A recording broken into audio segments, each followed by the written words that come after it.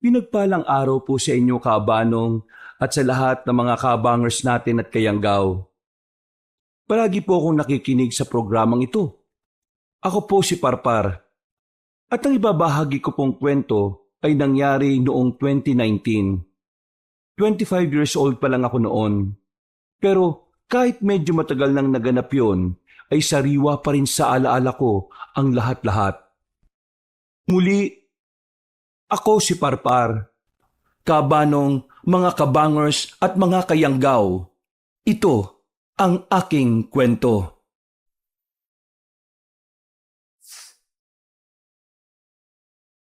Bago nga pala magsimula ang ating kwento, sana'y mapindot nyo muna ang subscribe button at ang notification bell para lagi kayong nanonotify pag may bago tayong mga kwento. At huwag nyo rin kalilimutan mag-like at comment.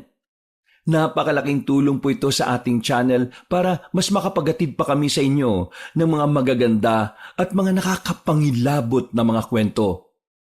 At ngayon, sa ating pagpapatuloy.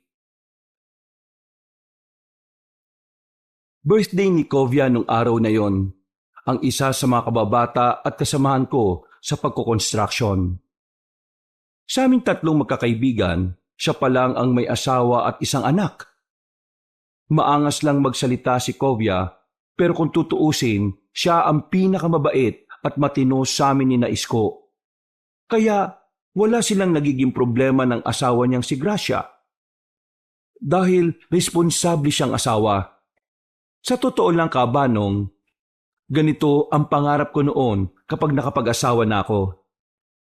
Pagdating ko sa bahay ni Kovia, naabutan ko na si Isko sa loob ng bakuran. May ginagawa kasi kaming kubo roon para maging tambayan namin. Lalo na kapag may mga ganitong selebrasyon. Dahil abala sa pagbabasa ang kaibigan ko, kaya hindi niya ako napansin na pumasok. Mula sa likuran ay hinawakan ko siya sa magkabilang balikat sa ginulat. Kunwari nagulat ako. Wetots mo. Ano yung binabasa mo, ha? Notebook daw to ng lolo tok ni Ivana. Dala kasi to ng anak niya kanina eh. Nandito sila. Pero tulog na si Rex. Notebook ng ano? Ewan ko. Parang diary na ewan eh. Ang weirdo nga ng mga nakasulat. May tigbalang pa. May nuno sa punso tapos may dambilaga at kung ano-ano pre. Patingin nga. Ako na muna magbabasa. Di ka naman marunong magbasa eh. Kunwari ka pa. Lul, first honor kaya ako ng elementary. Lul ka rin. Gasti. Kaya nga tayo construction worker ngayon eh. Kasi hindi tayo nakapagtapos ng elementary. Huwag ako pre. Oo nga no. Takte. Nadali mo kaagad ako ron ah. Oh, eto na nga. Basahin mo na tapos paliwanag mo sa akin yung iba ah. Pagkakuha ko sa lumang notebook, Kabanong, binasok ko kaagad ang pahinang tumambad sa akin. Nung una, medyo nalilito-lito rin ako dahil kakaiba ang ilang salita. Para siyang narinig ko na sa Latin pero hindi rin ako sigurado. Meron pang mga simbolo. Tapos, meron din mga drawing katulad nung sa tikbalang at mga nuno sa punso, saka kung ano-ano pa. Paglipat ko sa pinakadulo, nabasa ko ang iba't ibang uri ng aswang kaya nag-focus ako doon. Oh, di ka na nagsalita dyan pre. O naman pala di marunong magbasa eh. Yabang-yabang mo pa sa akin. Baliw. Siyempre, tinitingnan ko pa no. Maganda tong nasa bandang dulo eh oh. Mga iba't ibang klase ng aswang. Talaga? May iba't ibang uri pala ng aswang? Oo naman. Di ba nga, may manananggal, may tiktik, tapos may wakwak saka kapre. Anong kapre? Di naman aswang yung kapre ah. Joke lang, gagi. O sige na. O anong sabi niya sa notebook ni Lolo Tokne pre? Mga kakaibang klase ng aswang to pre. Pero ito yung mas nagustuhan ko. Pakinggan mo ha. Sige, sahin mo nga. Guwapang. Isang uri ng aswang na hindi mukhang aswang. Kabilang sila sa mga matatandang aswang na hindi kilala ng mga tao.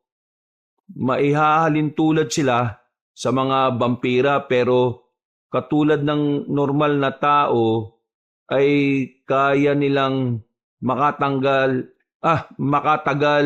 sa sikat ng araw. Ano yan? Yung parang palabas ng mga vampira na nagkain laban? Ano pa? Teka muna, makinig ka nga muna, pre. Oo, sige. Tuloy ang basa. Saan na ba ako? Ito. Makikilala sila dahil sa maputlang balat na makinis, malaartistahing pagmumuka, at kung minsan hindi kontrolado ang pag-iba ng kulay ng mga mata nila. May kakayahan din silang pahabain ng mga kuko sa kamay at mga ngipin kung kinakailangan. At katulad ng mga vampira, sariwang dugo lang ng tao ang kanilang paborito. Bihira sa mga katulad nila ang kumakain ng laman loob at kung meron man, palaging puso lang ng tao ang kinukuha nila. Bah, ayos ah. Parang choosy sila no. Kung magiging aswang ako, gusto ko na lang maging guwapang pre. Sa itsura mong yan, di ka bagay maging guwapang. Dahil ang sabi rito, mala-artistahing pagmumuka. Dun pa lang ligwa ka na pre. Lul. Oy, mga pre, parpar, nandiyan ka na pala? Oy pre, happy birthday! Kararating-dating ko lang din. Ganun ba? Ano yung pinag-uusapan niyo dyan? Takti, nandiyan pala yung notebook ni Lolo Tokne. Akin na nga muna yan. Baka sa kababasa nyo yan maging albularyo na rin kayo ha. Oo nga kakaiba talaga yung lolo ng asawa mo pre Ganun talaga. Tara na, magtagay na tayo. Lalabas ko lang yung mga pagkain tapos magtimpla na tayo ng gin bulag. O sige pre, pero babalik pala ako Magbabayad lang ako sa tindahan ni Ate Maye. Baka hindi na ako makautang dun kapag hindi ako nagbayad. Ibayad mo na rin kami sa utang namin. Nek nyo. Sigurado mong babalik ka Oo naman. Gaya mo naman ako sa inyo na Indianero. O sige na, para makabalik agad ako. Nagmadali na nga muna akong pumunta sa tindahan ni Ate Maye. At nang pabalik na ako sa bahay ni Kovia, napalingon ako sa karinderyang nasa dulong bahagi ng iskinita. Sa likod noon ay mga bukirin na at marami doong mga kambing. Sa dakong yun nakatira si Juliana. Siya po yung babaeng ilang buwan pa lang sa Barrio Cambebe pero halos kilala na ng lahat. Kabanong, maganda po kasi si Juliana. Morena siya, balingkinitan at nakakahumaling kapag umingiti. Bukod sa panlabas na katangiang yon, ay magaling siyang magluto lalo na ng papaitan. Doon talaga siya nakilala ng mga taga-samin. Kaya tuwing tanghali ay talagang napupuno ang kanyang karinderya. Talaga kasing masasarap ang mga niluluto niya. At masasabi kong pwede itong ipantay sa mga kilalang restaurant sa aming probinsya. Pero kahit na ganon, ay may napapansin akong kakaiba kay Juliana. Masyado kasi siyang misteryosa. Wala ni isa sa amin ang nakakaalam kung taga saan talaga siya. Pero wala rin namang nagtatanong dahil hindi na importante yon para sa iba. Ang mahalaga ay palagi silang nabubusog sa bawat hinahain niya. Lalo na nga po ang papaitan na paboritong-paborito ng mga lasinggero sa amin. Minsan nga ay napapaisip ako na baka ginagayuman na lang kami ni Juliana. Pero sa totoo lang kabanong, ay masasarap talaga ang mga luto niya. Merong kakaiba sa kanyang putahe na wala sa ibang karinderya. Habang naglalakad, nakita ko siyang nagsasara na ng karinderya. Hapon pa lang kasi ay ubos na ang mga lutong ulam niya. Nang makita niya ako, ay ngumiti siya at naramdaman ko na naman ang kakaibang feelings.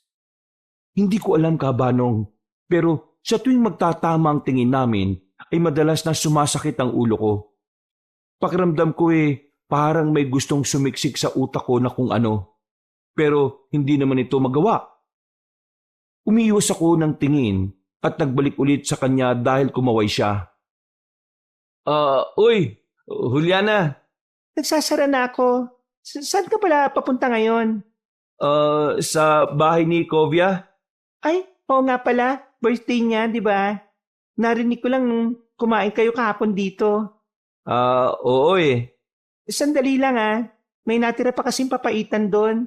Ibibigay ko na lang sa inyo. Naku, nakakaya naman. Baka mamaya ulam mo pa yon. Hindi naman. Busog na ako. Madalang lang akong kumain lalo na kapag gabi Madalang ka lang kumain? Oo, alam mo na. Ayaw ko kasing tumaba Napaismid na lang ako habang pasimpleng napapatingin sa magandang hubog niyang katawan. Maya-maya pa, pumasok na siya at makalipas lang ang ilang minuto, ay bumalik na siya na may dalang supot. Nagpasalamat naman ako pag abot niya ng papaitan. At nang magdikit ang mga kamay namin, nakaramdam na naman ako ng kakaiba. Lalo na nang magtama ang aming mga mata. Pakiramdam ko talaga, Kabanong, sa tuwing titingin siya sa akin ay parang gusto niya akong hipnotismohin. Kaya sa huli ay napapaiwas ako ng tingin habang sumasakit ang ulo. Matapos ko makapagpaalam, ay nagmadali na akong bumalik sa bahay ni Kovia. Pagdating ko roon ay eksaktong palubog na rin ang araw. Nagiinuman na sina Isko at Kovia na parabang may mga tama na ng alak. Uy, mukhang mga lasing na kayo Anong lasing? Di kami lasing no? Nagsisimula pa nga lang Pre, tagay na. Paspas dapat tayo para makarami. Alak na alak ka naman masyado parang Isko Oh, paring Kovia, pahingi naman ng lagayan Nagpaabot ko si Juliana nitong papaitan para raw may pulutan tayo. Oh, bakit? Galing ka kay Juliana? Hindi ako galing doon, baliw ka. Napadaan lang habang nagsasara siya tapos nakita niya ako. Naalala niya raw nung nag-uusap-usap tayo kahapon na birthday mo nga ngayon, Kovia. Kaya ito, nagbigay siya nito. Hindi, shot puno mo na. Mamaya na, di pa nga ako nakakakain Pwede kumain ka na, para makatagay ka na. Uy, kalmaan mo lang. Kalulubog pa lang ng araw Nagmumukha ka na kagad hulas niyan. Wala nang kalma-kalma mga pre. Lagukin mo na kagad tong shot mo, parpar. Madaling-madali ka naman masyado, pre. Mauubusan na ng alak yan. Para kang pamilyado Kaya nga, wala naman maghahanap sa'yo kahit di ka naman umuwi sa inyo Mga ugag, kapag sinagot ako ni Juliana, huyo talaga kayo sa aking dalawa. Pagkadinig namin ni Kovia na sinabi yon ni Isko, ay nakatinginan kami. Sabay din kaming napabaling sa maitim kong kaibigan. At pagkalaon ay sabay din kaming humalakhak. Umalingaw-ngaw pa nga ang ingay naming hindi lang sa buong kubo kundi hanggang sa buong bakuran. Si Kovia ay napahawak sa tiyan dahil sa kakatawa habang ako naman ay halos naglupasay na sa upuan. Pero natigilan din kami nang muling bumoses si Isko at sa pagkakataong yon ay talagang seryoso na siya. Tawang-tawa pa kayo Tingnan niyo sa mga darating na araw. Ayaw ko pa sana itong sabihin kasi ang usapan namin ni Juliana, sikreto lang muna naming dalawa to. Anong sikreto naman yan? Yung pangliligaw ko sa kanya. Paniwalaan niyo man o hindi, totoong nililigawan ko siya. Cross my heart, double-double. Kahit mamatay pa buong pamilya ko. Totoo nga? Totoo nga. Hindi to usapang lasing mga pre. Dahil low-key lang kami. Toots, seryoso ba yan? Si Juliana, nagpapaligaw sa'yo? Oo nga. Nililigawan ko nga siya. Kahit itanong niyo pa sa kanya. Pero huwag niyo muna pala itong itanong kasi gagalit yun. Sabi niya kasi sikreto lang namin Baka kaya ayaw mong ipatanong kasi hindi naman totoo. Kapag tinanong namin sa kanya, baka mapaya ka lang. Bahala kayo. Kung ayaw niyo maniwala. Basta, totoo sinasabi ko. Tagay mo na nga yan, habang kumakain pa yung si Parpar. Napapailing na lang ako habang nag-aasara ng dalawa, Kabanong. Pero sa kabilang banda ng isip ko, napapatanong din ako kung totoo nga ba ang sinasabi ni Isko.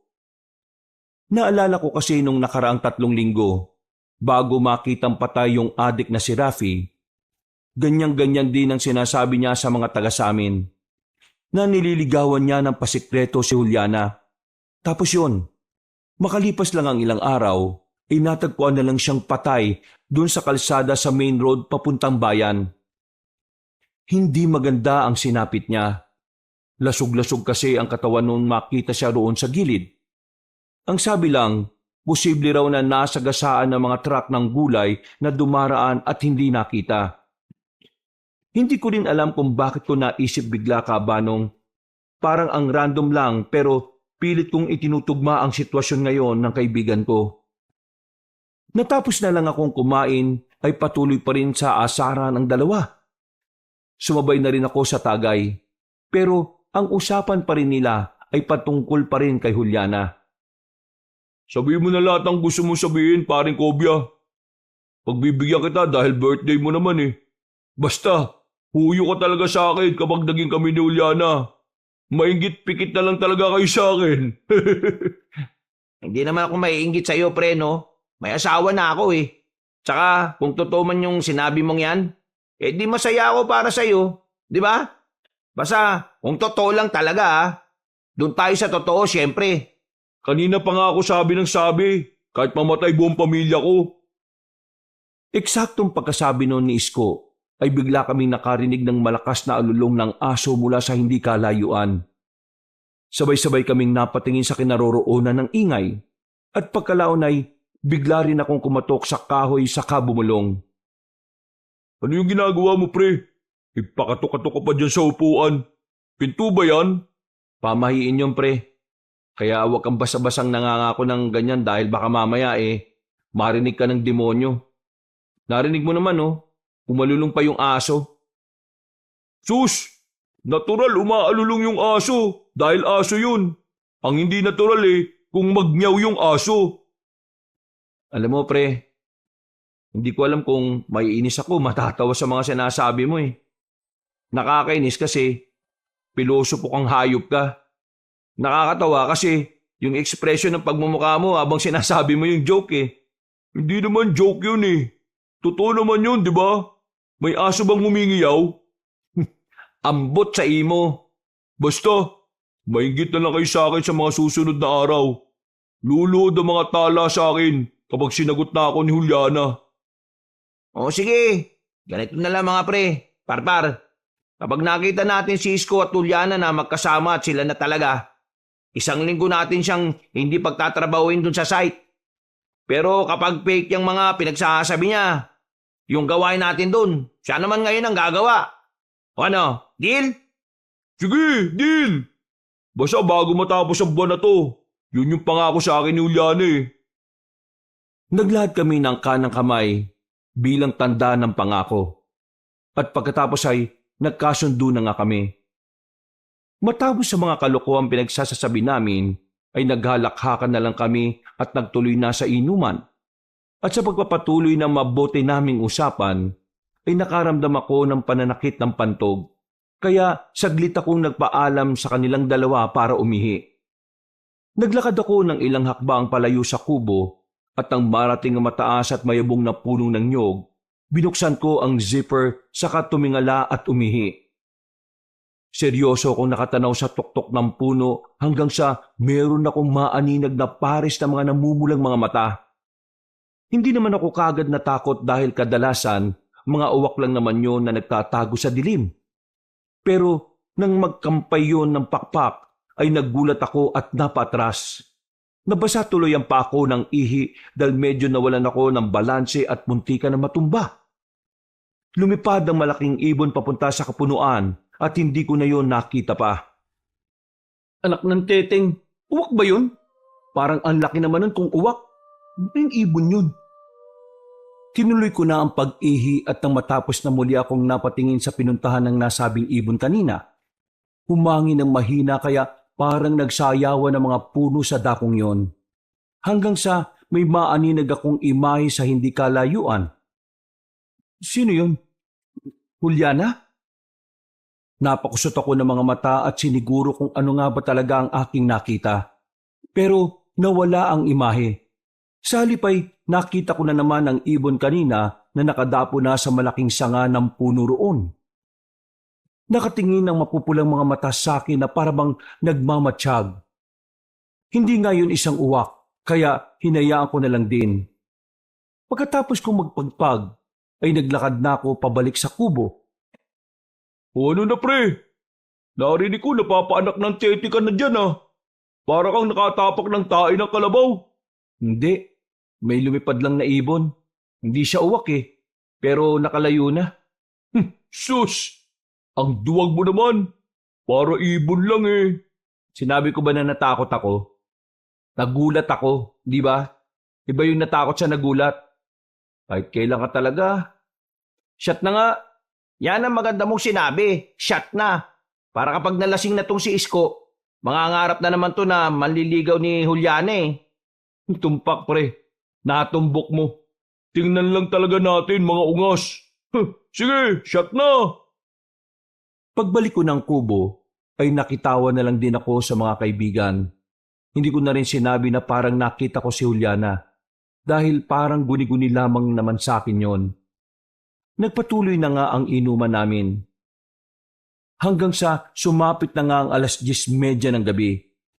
Medyo tinamaan na rin ako.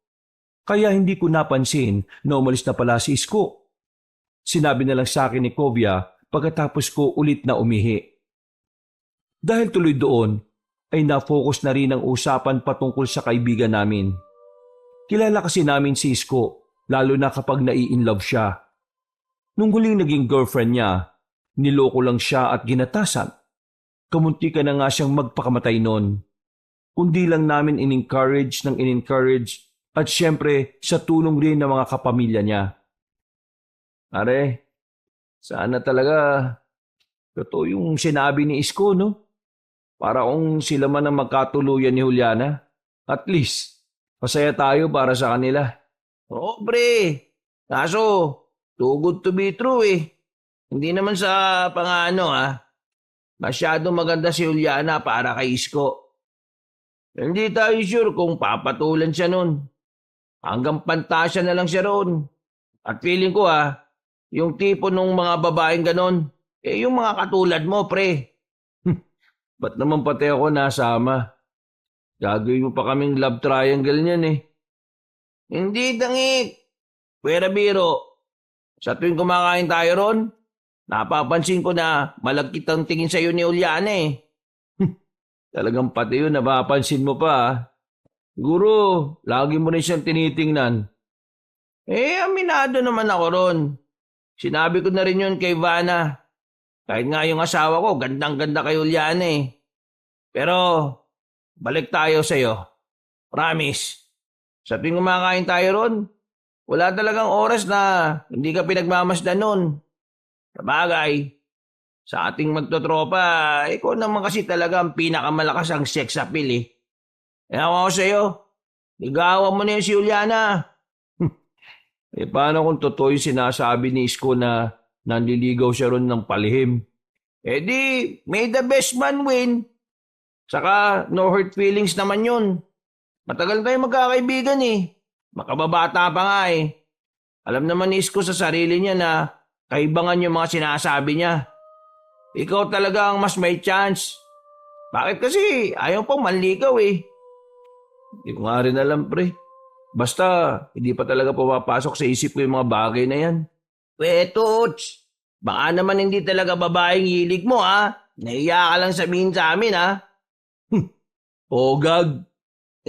Kung ano man ang nasa puso mo pre, suportahan ka namin ni Isko. Basta wag mo lang kaming tataluhin Sira ulo. Di ako bakla no. Sadyang wala pa talaga sa isip ko yan. Alam mo naman sitwasyon namin sa bahay, di ba? Pareho may sakit si Nanay Yayong at si Tatay Paeng. Tapos, nag-aaral pa yung bunso kong kapatid, si Rafa. Kaya ako lang naman na nagtatrabaho sa amin eh. Hindi na nga ako nakapagtapos ng elementary, di ba? Biro lang. Alam ko naman yun eh. Pero malay natin, baka si Juliana na yung daan para sa pag-asenso mo, di ba? Sira ulo mo talaga. Ginawa mo pang sugar mama itong si Juliana. Oy, bakit? Hindi naman nakakalayo edad nyo ah. Parang sa pagkakalam ko, 30 na yata yun, sabi ni Ate Mai. Age doesn't matter naman, pre. Kaya kung ako sa'yo, ikaw na unang maligaw doon. Ay nako, shot mo na nga to. Tapos, ako na yung last shot. Pagka-shot namin pareho ng alak, ay nagpasya na rin kaming mag-uwian. Lumabas na rin kasi ng bahay si Vanna. Umiyak kasi ang anak nilang si Rex. Dahil dito, tumulong na ako sa pagliligpit ng pinag-inuman namin. Pagkalaon ay nagpaalam at nagpasalamat na ako sa mag-asawa. May pasok pa rin kasi kami bukas. Magkakasama kaming tatlo doon sa bahay bakasyon ang ginagawa na malapit lang din sa bukid at sa karinderya ni Juliana. Bago maghiwalay ng landas, ay eksakto na nakarinig kami ng malakas na alulong. Katulad nung kaninang hindi pa malalim-lalim ang gabi. Pare, mag-ingat ka sa pag-uwi mo ha. Oo pare, kita na lang tayo bukas ha. Diretso uwi ha. Mamaya yung alulong mo nang marinig ko. Oo gag. Sige na, diyan na kayo. Salamat din Vanna ha. Naglakad na ako palayo at nang palikunan sa daan ng papunta sa amin. Sa kaliwa ng papuntang bukid, nakarinig na naman ako ng makakasunod na alulong ng aso. Kabanong, hindi ko rin alam kung bakit pero ramdam na ramdam ko ang pagtayo ng mga balahibo ko sa braso ko at sa batok. Hindi naman ako matatakotin pero nung oras na yon, nang mawala ang alulong, pakiwari ko ay may nakatingin na sa akin mula sa kung saan. Hindi ko yun masyadong pinansin, pero maya-maya lang din ay parabang meron ng sumusunod sa akin. Nadidinig ko ang mabigat na yabag niya sa likuran pero hindi ako lumilingon doon. Natatakot kasi ako na baka meron akong makitang kung ano. Tumakbo na lang ako palayo pero narinig kong sumusunod ang mabibigat na yabag. Dito na nagsimulang umusbong ang takot sa aking dibdib. Pakiramdam ko ay nawala ang tama ng alak, kaya pinagpawisan ako ng husto. Hindi dahil sa pagtakbo, kundi dahil sa kabang nararamdaman. Totoo ba ito? O dahil lang sa tama ng alak? Putik, sana makauwi na ako.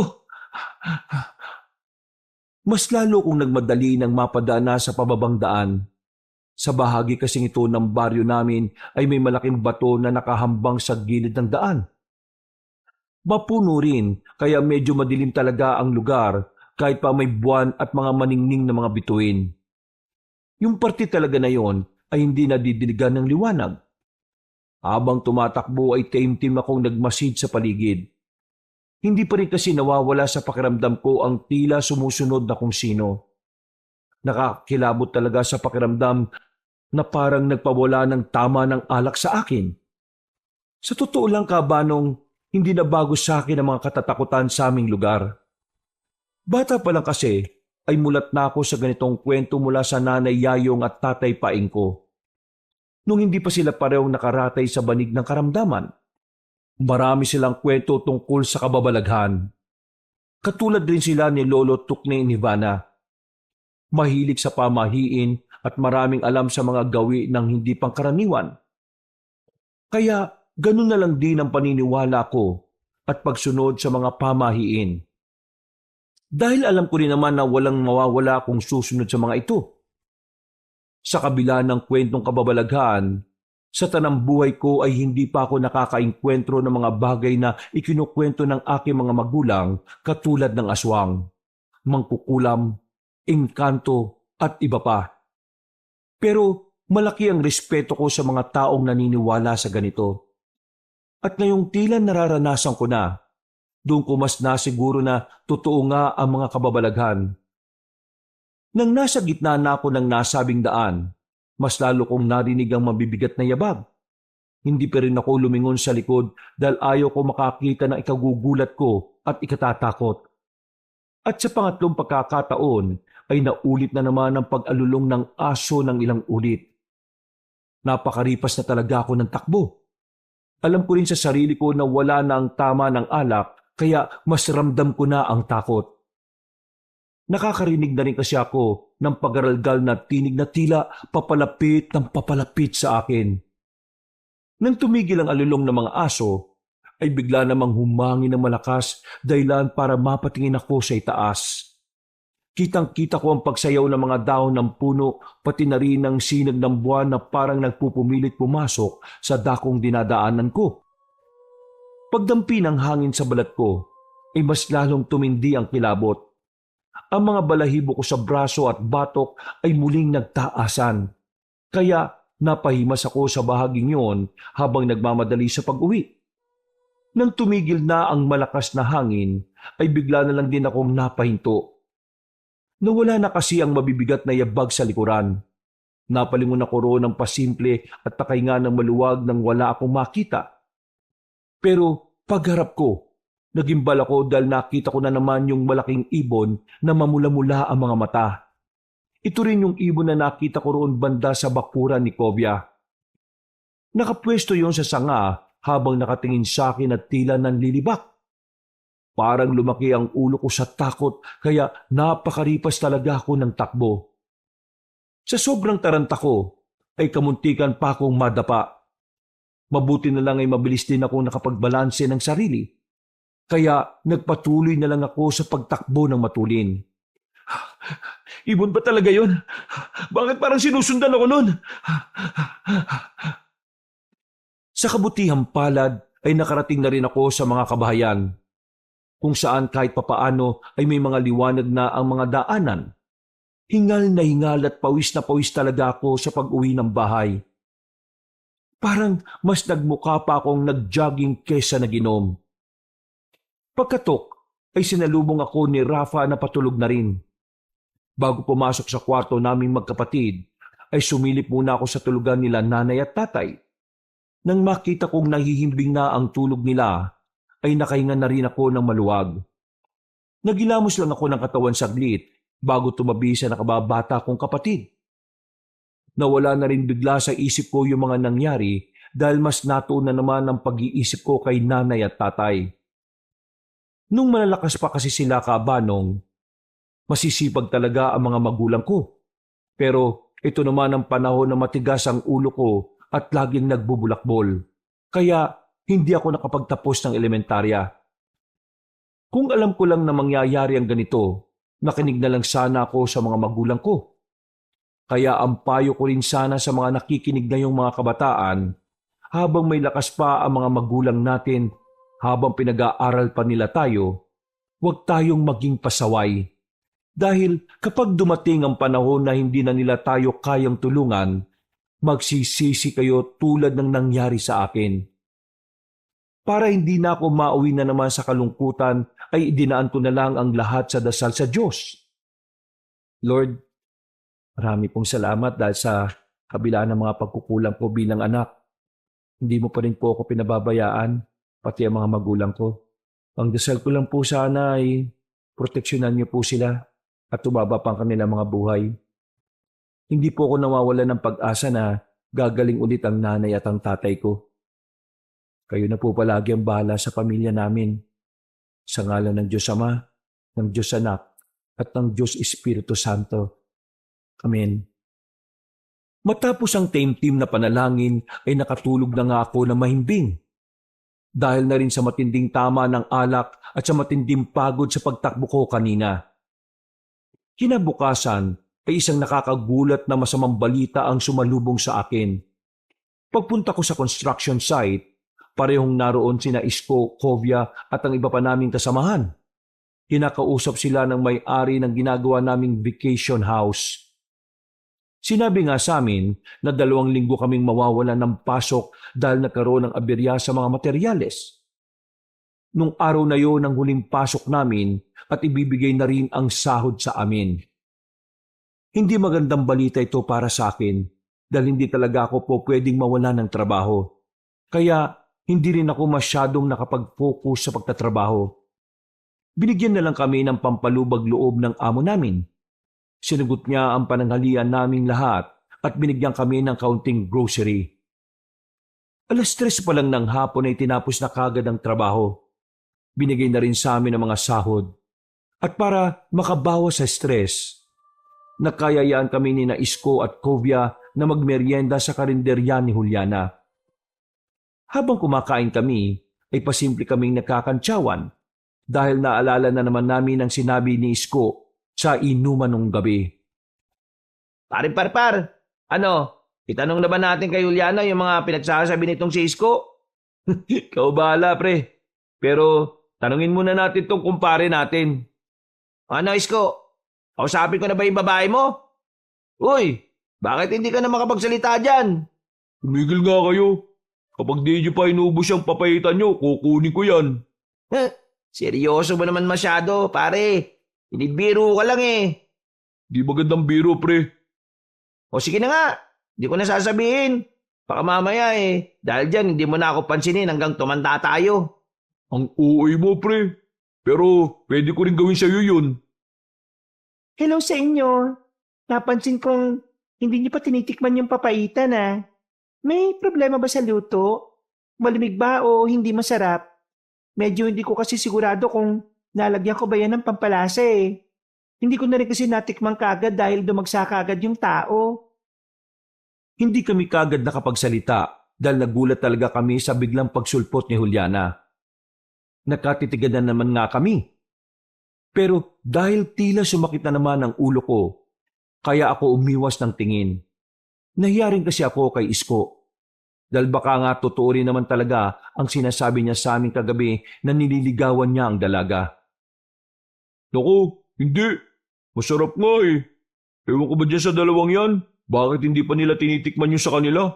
Sabi ko nga, kukunin ko na lang kung ayaw pa nilang kainin. Ay, ganun ba?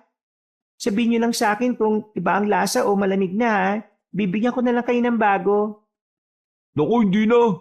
Sigurado namang masarap tong luto mo Huwag mong pagpapapansinin yung sinarap-rap at kobya.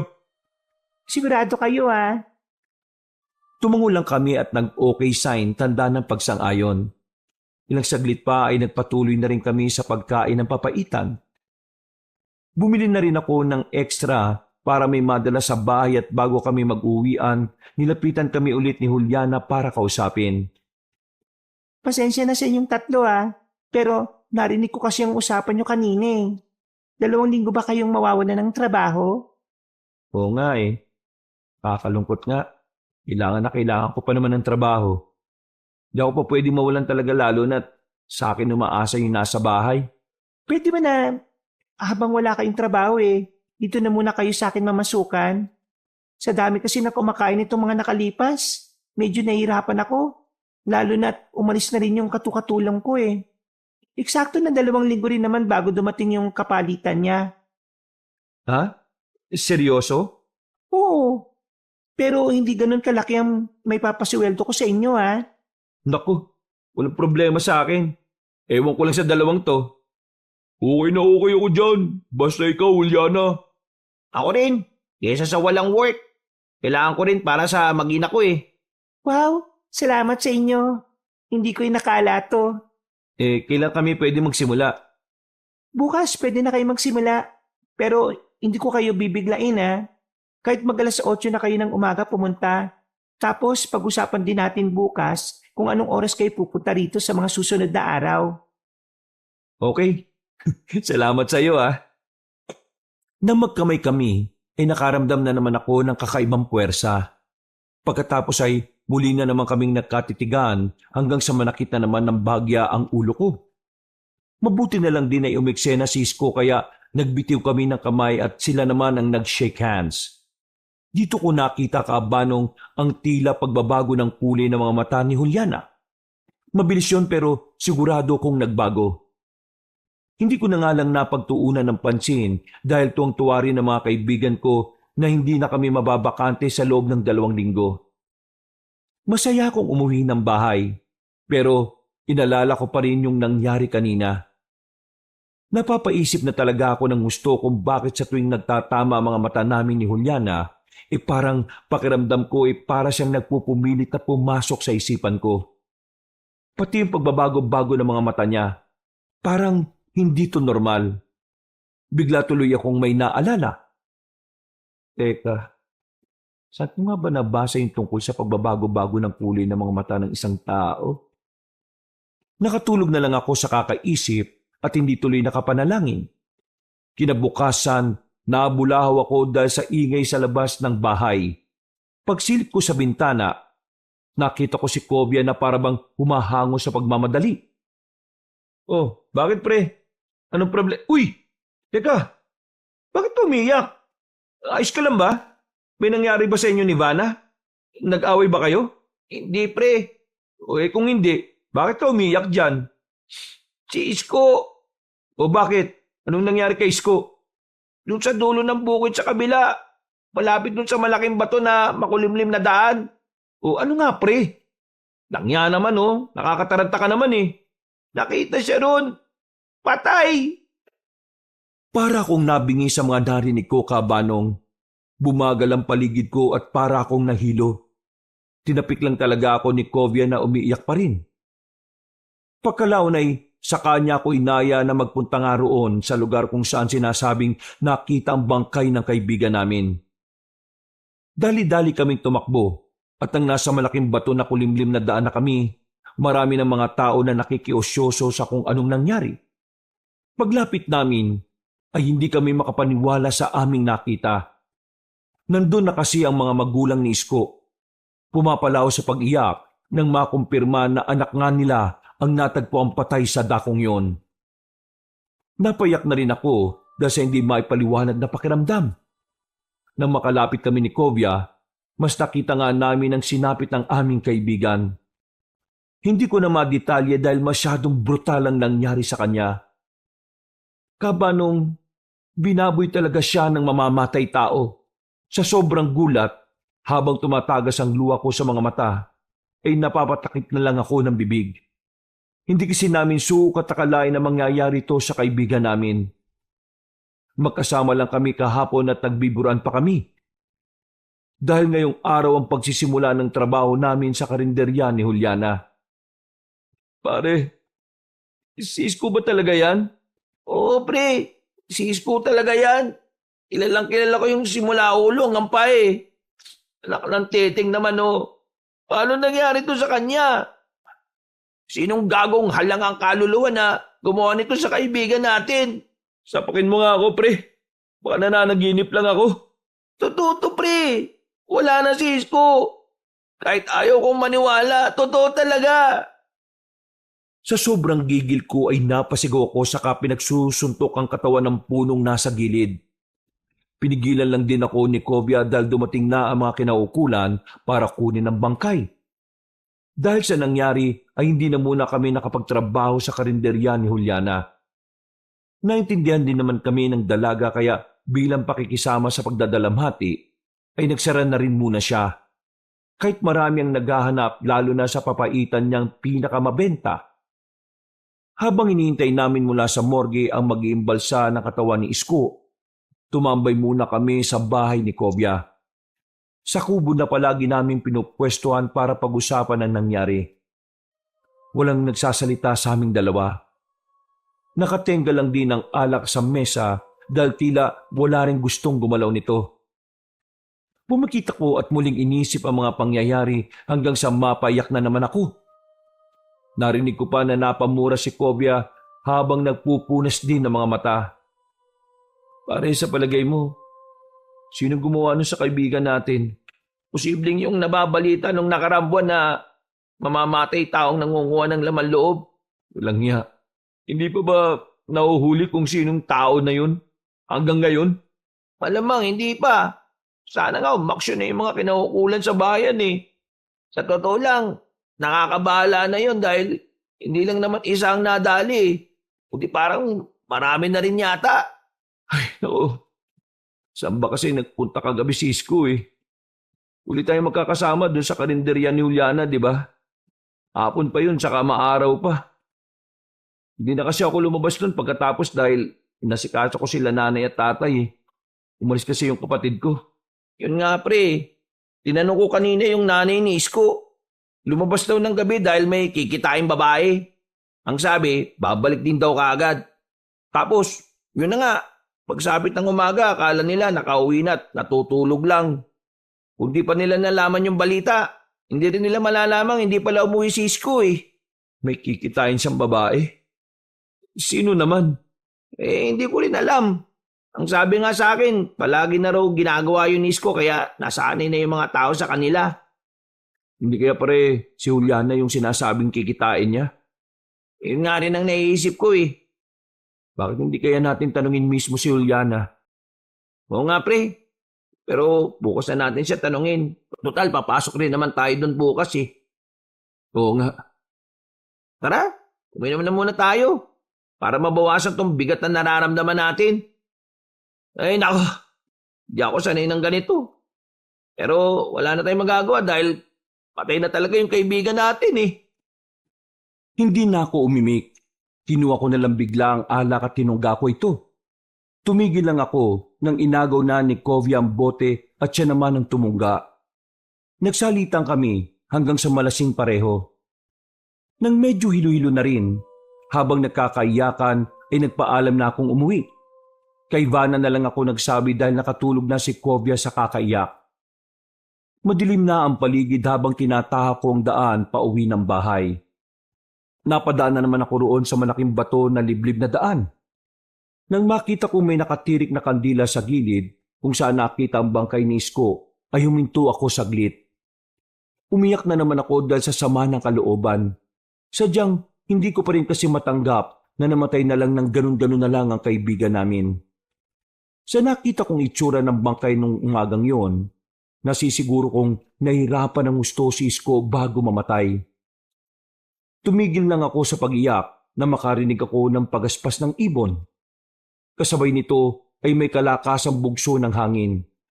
Pagtingala ay nakita ko na naman ang misteryosong ibon na nakita ko nung nakaraan. Nagpunas ako ng luha at sinundan ko yun ng tingin hanggang sa dumapo sa matabang sanga ng isang puno. Nangislap na naman ang mga mata nitong namumula kabanong. Pero sa pagkakataong yon ay hindi ako nakaramdam ng kahit na anong takot. Mas matimbang kasi ngayon ang bigat sa puso ko. Ikaw na namang ibong ka? Bakit ka ba sunod ng sunod sa akin ha? Lang niya. Malis ka nga! Kumuha ko ng bato at hinagisan ito. Pero hindi ito natinag. Sa gulat ko ay lumipad pa yun at lumapag sa harapan ko. Sisipain ko na sana dahil sa inis pero mas nagimbal ako nang mapagtanto na halos kasing laki ko na pala bigla ang nasabing hayop. Anak ng putsch! Paano ka naging kasing laki ko? Dahil hindi naman ako ordinaryong ibon lang. Nanlaki ang mga mata ko nang marinig ko na ito na nagsalita. At sa isang iglap ay bigla na lang gumapang ang matinding kilabot sa aking katauhan. Nakaramdam ako ng kaparehong pakiramdam sa tuwing magtatama ang tingin namin ni Juliana. Dahil dito ay biglang bumaba ang tama sa akin ng alak. Napatras ako ng dahan-dahan habang nakatingin sa nasabing ibon. Na unti-unti nang nagpapalit ng anyo. Sa takot ko ay kumaripas na ako ng takbo kahit medyo mahilo-hilo pa. Hindi ko na tiningnan ang itsura ng nilalang. Sa sobrang pagkataranta ay natapilok at nauntog ako sa maliit na bato. Wala na akong naalala pagkatapos noon. Nagising na lang ako dahil sa kalabit ng mga tanod na nagro-ronda. Napabalikwas pa ako ng bangon at nagsisigaw. Pinakalma lang ako at nang mapagtanto ko rin naman na nasa barangay hall ako, ay huminahon na rin ang aking kalooban. Pinagalitan pa ako ng konsihal at sinabing huwag magpagala-gala lalo na ngayon. Hinatid na rin ako sa amin kaya nakapagpahinga na rin talaga ako. Kinabukasan, masakit man sa ulo, ay pumasok na rin kami pareho ni Kovia sa karinderya. Nakakahiya na rin kasi kay Juliana. Lalo na nangako kami kahapon. Alam niya ang pinagdaraanan naming dalawa kaya hindi niya kami masyadong inutos-utusan sa maraming bagay. Pero nagsagad talaga kami sa pagtatrabaho dahil pareho pa rin naming naiisip ang sinapit ni Isko. Para mabawasan ang pag-iisip, kailangan maging focus kami sa pagtatrabaho. Maya-maya, pagkatapos ng pagdagsa ng mga tao, pasado 2:00 ng hapon ay nagpahinga na muna kami. Nagpaalam na muna si Kovia na uuwi habang ako ay nagpaiwan sa karinderya. Baka kasi dumagsana naman ang mga tao magmimerienda naman. Tahimik nung hapon na yon, Kabanong. Kaya naman naisipan kong puntahan si Juliana sa kusina para tanungin sana. Pero mas napabaling ang atensyon ko sa isang silid na malapit sa daan papunta sa likuran. Yung likuran ng bahay na tinutukoy ko ay katapat na sa malawak na bukirin. Bubuksan ko na sana ang silid na yon, pero narinig kong nag-ingay ang mga kambing sa likod. Dali-dali ako nagpunta roon at nakita ang babaeng hinahanap ko. Nandiyan ka pala, Juliana. Hinahanap kasi kita eh. Bakit? May customers ba? Baka naghahanap na naman yun ng papaitan. Bus pa naman na talaga. Bukas na kasi ulit ako magluluto dahil hindi ko nalagay yung isa pang laman loob kanina. Nandun pa yun sa freezer at sobrang tigas pa. Ganun ba? Wala pa namang mga bibili. Gusto ko lang talaga sana kitang tanungin tungkol kay Isko. Tungkol kay Isko, Oo eh. Paano ko ba sasabihin to? Teka nga, alam ko na yung sasabihin mo tungkol sa kanya. alam mo na? Oo. Siguro sinabi niya sa inyo na nanliligaw siya sa akin. Oo eh. Pero totoo ba? Oo, totoo yun. Pero hindi ko naman sa pinapaasa siya. Sinabi ko naman sa kanya na susubukan ko pa rin yung panliligaw niya pero hindi ako nangangako na sasagutin siya. Pumayag naman siya. Sabi ko rin kasi may nagugustuhan na akong iba eh. May nagugustuhan kang iba? Taga rito sa atin? Oo, kaso mukhang malabo na magustuhan ako noon. Ganun ba? Natigil na ako dahil bigla na lang kasi siyang tumingin sa akin na makahulugan. At katulad ng dati, para na naman siyang pumapasok sa isipan ko at gusto kong kontrolin. Nilabanan ko yon kaya sumasakit na naman ang ulo ko at napaiwas na ako ng tingin. Napatras din ako at nang mapansin niya yon ay pasimple siyang humahawak sa balikat ko. Nakita ba kayo nung isang gabi bago siya namatay? Ha? Makikita pa lang sana. Kaso hindi siya sumipot eh. Kaya yun, naisip ko na baka hindi na siya pupunta. Natulog na lang ako tapos nabalitaan ko na nga yun nangyari.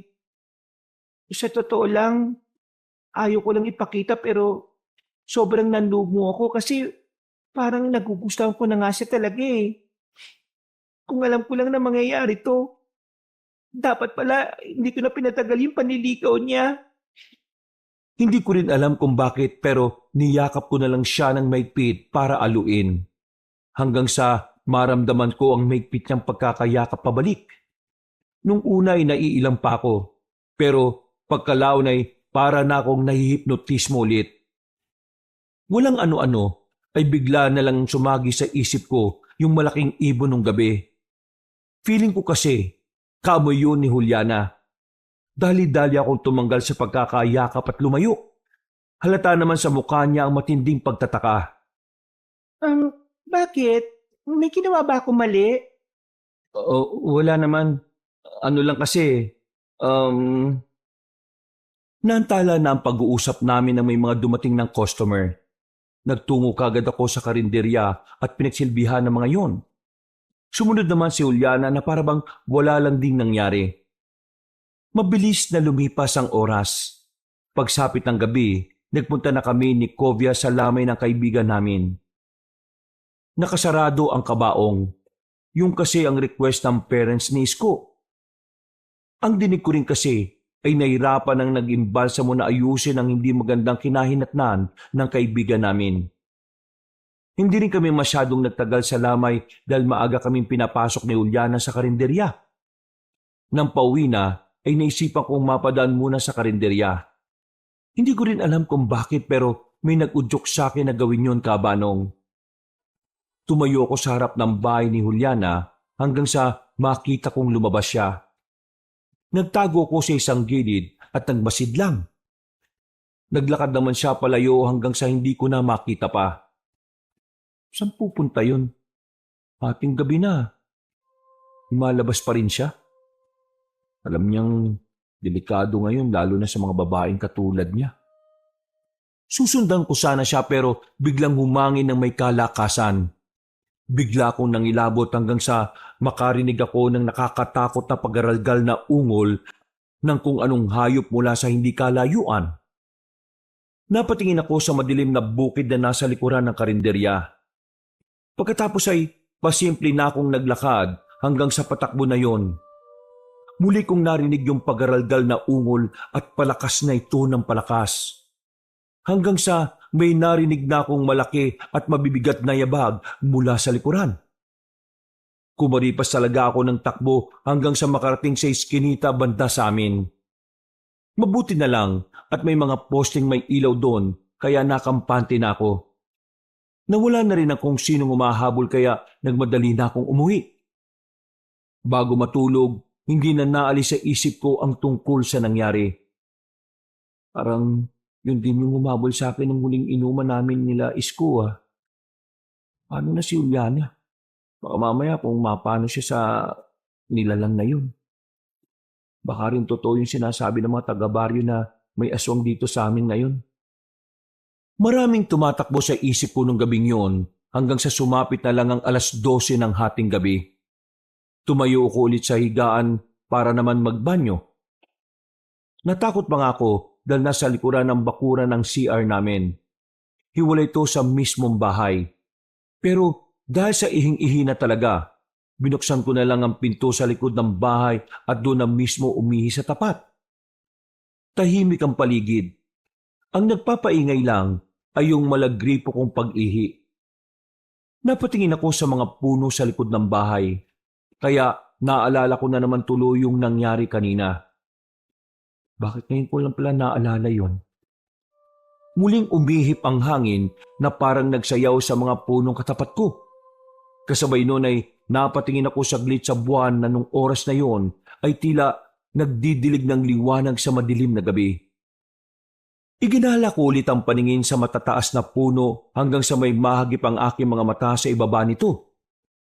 Imahe ng isang babae. Maganda ang hubog ng katawan. Mahaba ang buhok kaya hindi ko rin masyadong maaninag ang itsura ng muka. Kumikislap-kislap din kasi ang mga mata niya at bukod dito ay para siyang naglalabas ng kakaibang amoy na pamilyar sa akin. Isang tao lang talaga ang pumasok kagad sa isipan ko. Si Juliana. Nawala na sa isip ko ang pagpapagpag ng ihi. Nanatili ako nakatingin kung sino ang babae habang nakalawit ang aking pagkalalaki. Juliana, ikaw ba yan? Anong ginagawa mo dyan? Nang muli ako mapatitig sa kumikislap niyang mga mata, ay nakaramdam na naman ako ng parang panghihipnotismo. Hanggang sa manakit ang ulo ko. Kaya saglit akong umiwas ng tingin. Pagbalik ng tingin sa ilalim ng puno, sa isang iglap ay bigla na lang ding naglaho ang misteryosang babae. Kasunod ng ingay na parabang mayroong pumapagaspas sa di kalayuan. Para yung malaking ibon. Humangin na malakas. Parang nagsayawan ng mga kapunuan sa bahaging yon at nang tumama sa balat ko ay nanayo talaga ang mga balahibo ko. Maya-maya lang ay isang malaking itim na ibon ang sumulpot. Namumula mga mata nito at pumapagaspas ng mga pakpak habang nakatingin ng matalim sa akin. Di ko nakumpirma na hindi nga ito ordinaryong ibon na noong nakaraan pa parang sumusunod-sunod sa akin. Kaya napasigaw talaga ako ng malakas sa sobrang pagkatakot. Mabuti na lang din ay may mga dumaan na mga tanod sa pangunguna ni Mang Yapo at narinig nila akong sumisigaw. Hindi ko na rin alam kung paano sila nakapasok sa bakuran. Pero nakita ko na lang na ang ilan sa kanila ay nasa likod na ng bahay. May hawak pa nga ng mga sibat at pamalo at kung ano-ano pa. Tinanong nila ako kung bakit ako sumigaw. May nakita po akong malaking ibon eh. Hindi ko po talaga alam kung ibon ba talaga yun o hindi. Namumula yung mga mata niya eh. Tapos, basta po, nakakatakot yung itsura niya. Pumasok ka na muna roon sa loob ng bahay niyo. Madali ka. Ano po bang meron, Mang Yapo? Ay! Tarantado kang aswang ka! Nanggugulo ka rito sa bahay namin! Lumayas ka rito, animal ka! Papatayin ka namin at hindi kami nagbibiro. Dinig na dinig ko ang nakakakilabot na pag-angil ng nasabing nilalang. Dahilan din tuloy para magising ang kapatid kong si Rafa. Nang magtanong yun sa akin, sinabi ko rin naman kaagad ang totoo.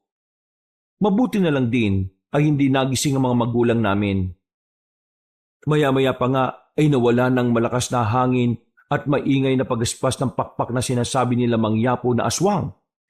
Nakahinga na kami pare-pareho ng maluwag dahil doon.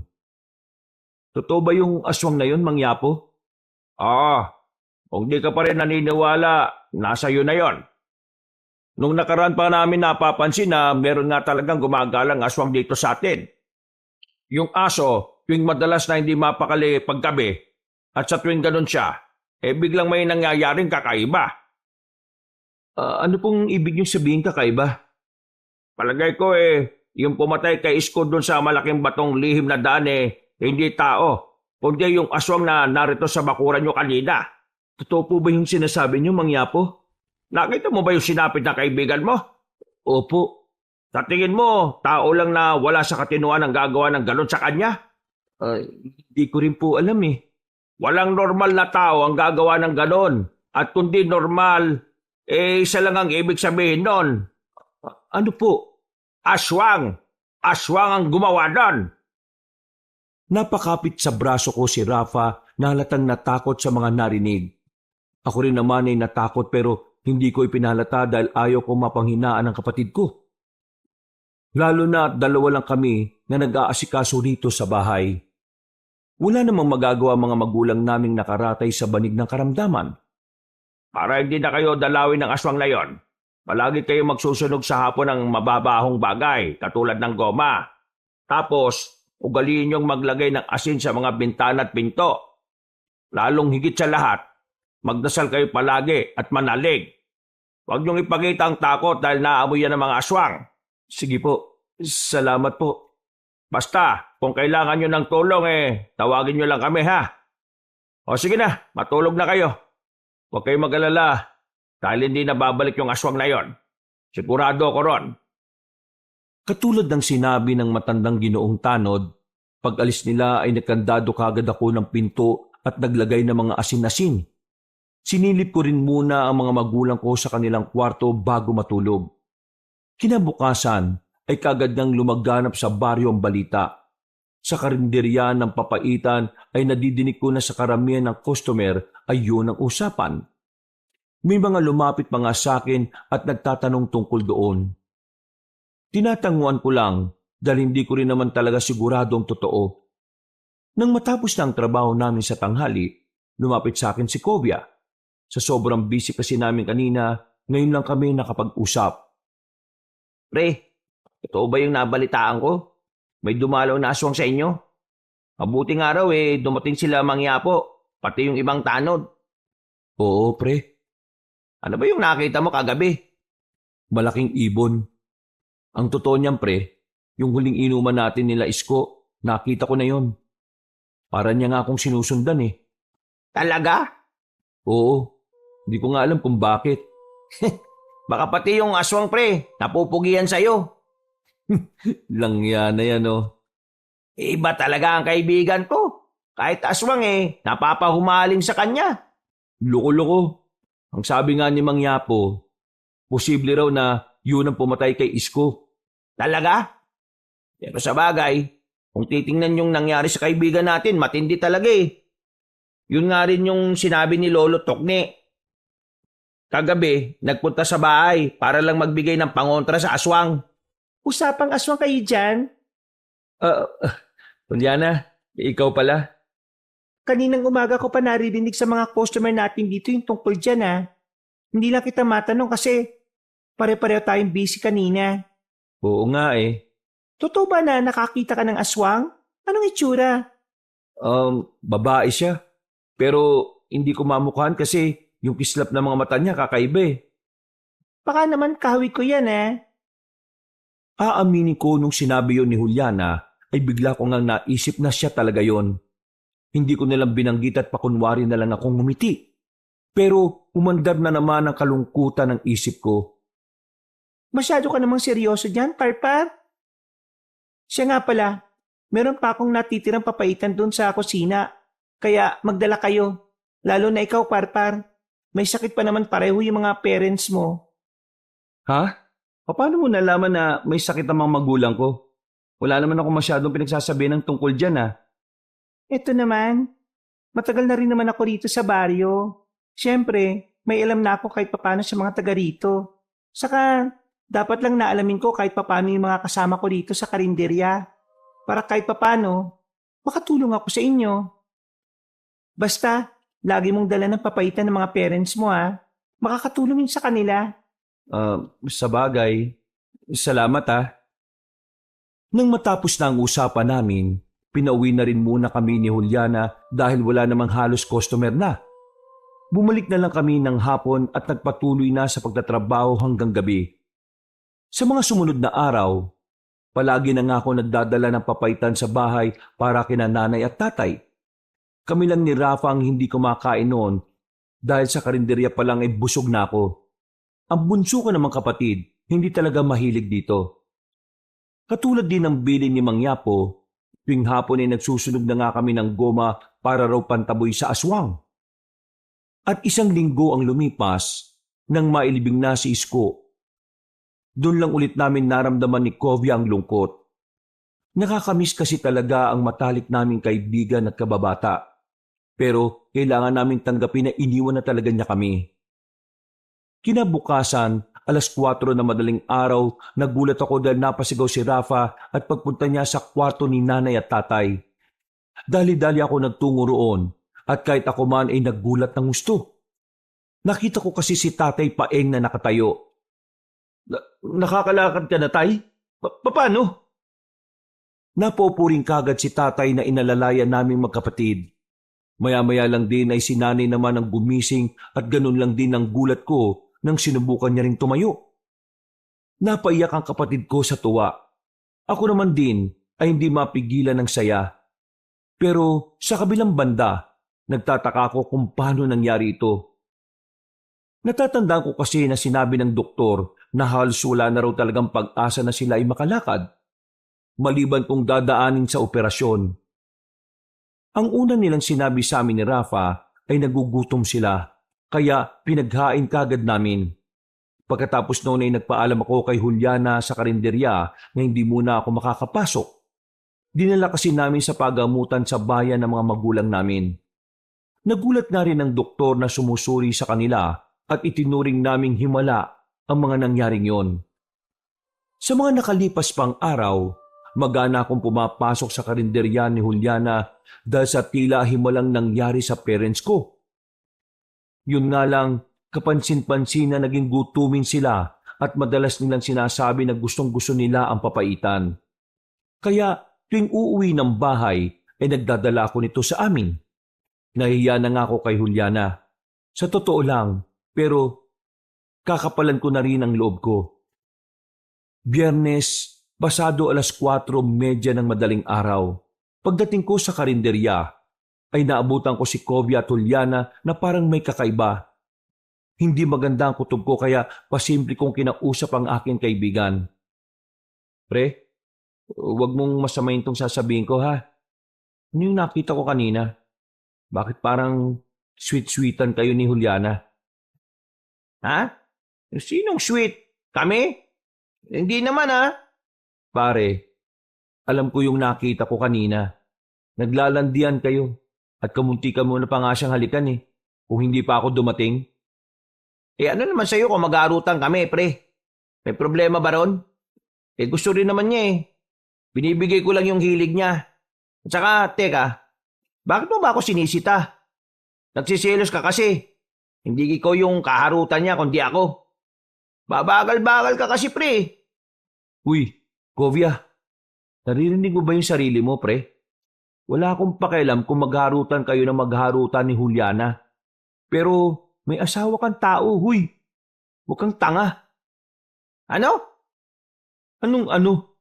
Umayos ka nga. Ano ba yung sinasabi mo, pre? Hindi na ako nakasagot pa. Unti-unti na kasing nagdatingan ng mga customers. Pero nagtaka rin ako sa biglang inasal ng kaibigan ko. para siyang biglang bumalik sa wisyo kumpara kanina. Habang nagtatrabaho kami, panay ang lingon ko kay Kovya. Sa katunayan, palitan ang tingin ko sa kanila ni Juliana. Hindi ko rin maintindihan ang sarili ko pero nagsisimula na akong kutuban sa mga ikinikilos ng dalaga. Ilang saglit pa nga'y muli akong napabaling kung nasaan ang tindera ng papaitan. Dito ko napansing nakatingin din pala siya sa akin ng makahulugan. Pasimple pa nga siyang ngumiti at biglang kumindat. Napalingon pa nga ako sa likuran upang siguraduhin wala siyang ibang kinikindatan. Nakumpirma ko na ako ngayon. Nahihiya ko lang siyang tinanguan, pero ang totoo ay nakaramdam din talaga ako ng kakaibang sensasyon. Para bang may kung anong kakaibang pakiramdam at bukod dito ay may mabigat na puwersang tila gustong pumasok at sumakop na naman sa isipan ko. Kaya napahawak naman ako sa sentido habang umiiwas ng tingin. Mabilis na namang lumipas ang oras. Halos maghapong hindi kami nagkausap ni Kovya. Pakiramdam ko tuloy ay iniiwasan niya ako. At nang magbabanyo ako bago umuwi, ay nakita ko na naman sila ni Juliana.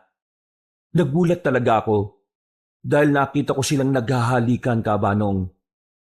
Napakuyom ako ng kamay hindi dahil sa selos, kundi galit sa kaibigan ko dahil nagawa niyang lokoy ng asawa niyang si Vanna. Umalis kagad ako sa lugar para hindi ako makagawa ng hakbang na pagsisisihan ko rin sa huli. Nag-isip-isip ako hanggang sa maabutan ko na lang ang sarili ko na nasa tapat na ng bahay ni Kovya. Sabihin ko na ba kay Vanna yung nakita ko? O hayaan ko na lang. Pagpapanggap na lang akong walang nakita. Ay, hirap naman ito. Langya ka kasi Kovya eh. Bakit ka biglang nagkakaganyan? Di ka naman ganyan ah. Nakakainis. Natigilan ako at tatakbo na sana ako palayo. Pero nakita na ako ni Vanna. Hindi ko na rin tuloy nagawang makalis dahil napansin niya rin na tila hindi ako mapakali. Matagal-tagal na rin kami magkakilala at nahuli na rin nga ni Vanna kung may pinoproblema ako. Hanggang hindi na rin ako nagpaligoy-ligoy pa. Vanna, huwag ka mabibigla ah. Kilala mo si Juliana, di ba? Yung tindera ng sikat na papaitan kung saan kami nagtatrabaho ngayon. Nakita ko kasi sila ni Kovya eh. Naghahalikan sila kanina. Ayaw ko sana sa akin manggaling to pero alam kong hindi ako patutulugin ng konsensya ko kapag tinago ko to eh. Ayaw ko rin na lumala pa kaya sinabi ko na sayo. Sa kabila ng mga sinabi kong yon, nanatili namang kalmado si Vanna. Nagpasalamat din siya at nagsabi na siya na ang bahalang kumausap kay Kovya. Nag-open din nga siya na nitong mga nakalipas na araw, palagi raw na nag-i-sleepwalk ang kanyang asawa. Madalas din daw na parang may nakamasid sa kanila. Ito ang dahilan kaya siya humingi ng pangontra kay Lolo Tukne. Kaya nawala ang ganong klase ng pangyayari. Pero sa kaso ng kaibigan ko, ang wari ni Vanna ay parang araw may kung anong nangyayari kay Kovya. Hindi yun ordinaryo kaya nabahala rin tuloy ako. Matapos namin mag-usap ng masinsinan, umuwi na ako kahit papaano'y nabawasan ang bigat ng dibdib ko. Pero nalulungkot pa rin ako at nagagalit. Habang nasa bahay, pagkatapos namin magapunan ay ito pa rin ang tumatakbo sa utak ko. Hanggang sa nakatulog na lang ako na mahimbing. Eksakto 12:00 ng hating gabi, nagising ako dahil sa kaluskos mula sa kwarto nila nanay at tatay. Bumangon ako at saka lang napansin na wala sa tabi ko si Rafa. Bumangon ako nang pupungas-pungas pa ang mga mata. Dediretso nga sana ako sa banyo pero naisip ko munang sumilip sa kwarto nila nanay at tatay. Pero habang papalapit ako roon, ay may biglang humatak sa akin. Napunta kami sa pinakasulok malapit sa banyo at nagsumiksik doon. Nang makita ko kung sino ang humatak, ay kagad akong pumiglas. Bakit mo ko inatak, Rafa? Ano bang meron? Tinakpan na niya ang bibig ko. Kasunod nito ay bumulong siya sa akin na huwag maingay. Wala man akong maintindihan sa nangyayari ay naramdaman ko ang takot ng nakababata kong kapatid. Nanginginig kasi siya at tila naiiyak habang bumubulong. Nang sinubukan ko siyang kausapin, nakarinig na nga kami ng ingay sa bandang kwarto nila nanay at tatay. Mas lalong nahintakutan si Rafa. Humawak siya sa braso ko ng maigpit at tinila niya ako para magsumiksik doon. Ano bang kinatatakot mo, Rafa? Eksaktong pagkatanong ko noon, nakarinig na kami ng mga yabag. Hanggang sa maaninag na namin sila nanay at tatay. Namumula ang mga mata nila. Naglalaway at parang may mga nangingitim na ugat sa kanilang leeg at sa bandang noo. Nagtaka ko at lalapit na sana ako dahil na rin sa kakaibang asta nila nanay at tatay, pero maigpit ang pagkakahawak sa akin ni Rafa na takot pa rin. Rafa, ano ba nangyayari kay nanay at tatay? Ha? Anong sinasabi mo? Teka, aswang? Dahil napalakas ang boses ko, napalingon tuloy ang mga magulang ko sa amin. Doon namin mas nakita ang nakakatakot nilang itsura. Para silang mga asong ulol na gutom at handang manakmal. Doon na ako ginapangan ng takot nang sabihin nga ni Rafa sa akin na aswang ang mga magulang namin. Hindi talaga ako makapaniwala pero nang makita ko sila, ay naihalin tulad ko nga sa nanalakay sa amin nung nakaraan. Ngumiti sila pagkakita sa amin. Sabay sabing patikim ng sariwang dugo at karni namin. Dahil dito'y hinatak ako ni Rafa palayo sa kanila. Sumunod naman ako habang nililingon-lingon sila nanay at tatay. Mula sa pinto ng likod ng bahay, nakalabas kami at umikot hanggang sa lumang gate. Nakalaki ito at naiwan sa loob ng bahay ang susi. Kaya nataranta kami pareho ng kapatid ko. Napasulyap ulit ako sa likuran at nang makita ko na ang mga magulang namin at tila hayok na hayok kaming matikman, gumawa na kagad ako ng paraan. Rafa, tumutong ka sa akin, bilisan mo! Tumulong ka sa bakod! Talo na!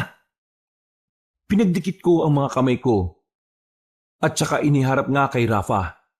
Sumampa siya rito at kumapit sa bakod saka muling tumapak sa balikat ko bago tumalon palabas. Ako naman, habang papalapit ang mga magulang naming naglalaway, tumalon ako sa bakod at saka rin sumampa. Nang aangat na, ay nahawakan ni nanay ang paa ko. Wala akong napagpilian kundi ang sipain siya sa muka. Sorry, Nay! Sorry! Tumalon na rin ako at sabay kaming huminto ng kapatid ko. Pinagmasdan namin sila na naglalaway pa rin habang nakangiti. Ano ba nangyayari kina nanay at tatay? Paano sila naging mga aswang?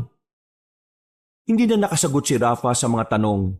Nagulat na lang kami kasi tumalon na sila nanay at tatay sa bakod nang walang kahirap-hirap. Kumaripas na tuloy kagad kami nang wala sa oras. Hindi na rin namin alam kung saan pupunta.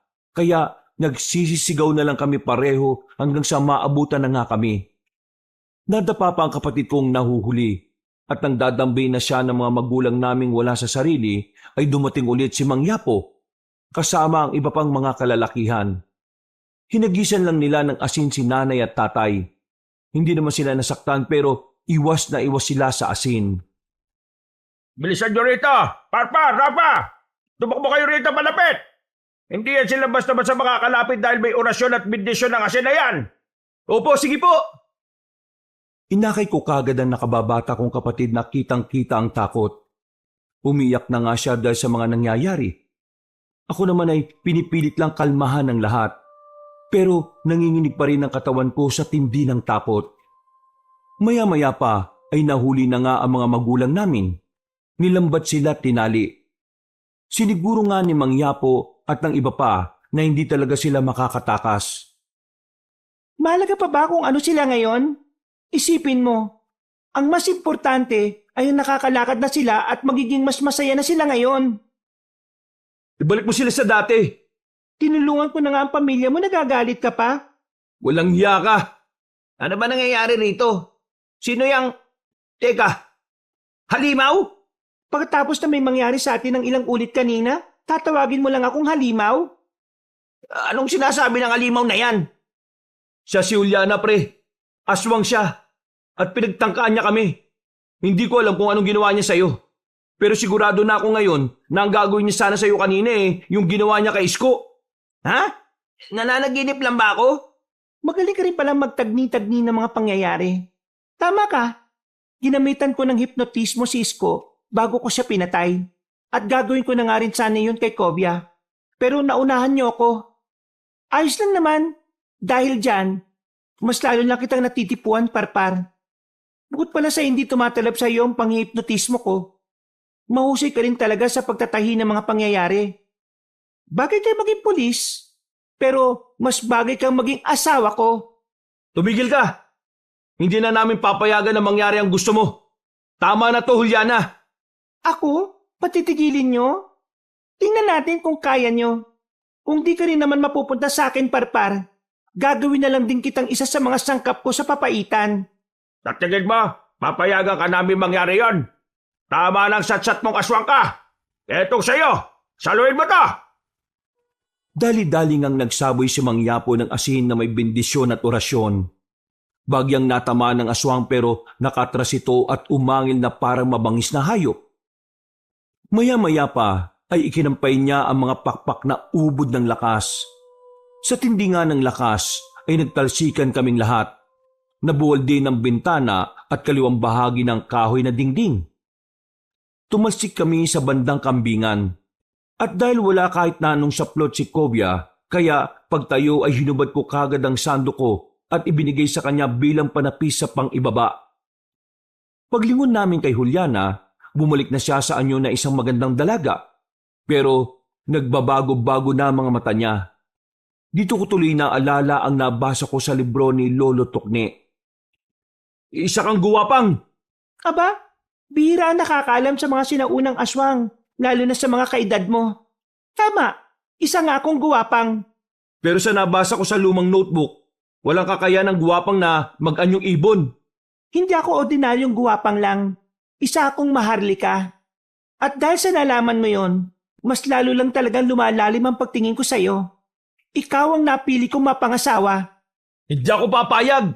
Sa ayaw at sa gusto mo, ikaw na ang napili ko. Kaya hindi kita papatayin.